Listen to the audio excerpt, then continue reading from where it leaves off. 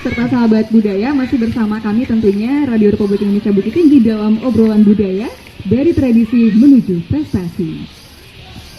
Betul sekali Andin, sangat membanggakan ya. Mengingat bahwa silat ini adalah olahraga tradisional yang sudah sangat lama. Betul. Jadi sudah sewajarnya kita bangga akan bela diri silat ini. Betul sekali, berbudaya untuk mencari tahu ya, seperti apa sih sebenarnya silat di ranah Minang. Dan tentunya kali ini kami sudah bersama dengan Bapak Haji Sofyan Nadar, dan beliau ini adalah seorang tuo silat Minang dan juga sebagai pengembang silat kemancanegara dan juga sebagai Dewan Guru Silat Indonesia. Jadi luar biasa sekali narasumber kita sekarang.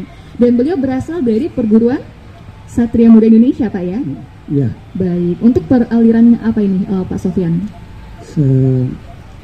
Kalau berbicara dengan Satria Muda Indonesia itu adalah perpaduan antara Jawa dan Sumatera. Oke. Nah, di Satria Muda itu terhimpun aliran-aliran yang ada di Pulau Jawa, kemudian dari Sumatera Barat.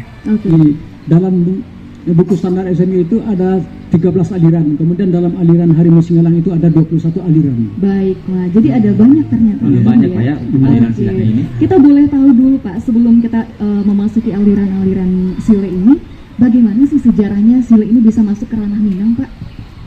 Sebenarnya kalau kita berbicara masalah silat yang masuk ke ranah Minang itu mungkin dari sejak mulu zaman dahulu kalanya itu, mungkin berapa ratus tahun yang lampau itu sebelum kerajaan Minangkabau itu berdiri dengan jayanya barangkali.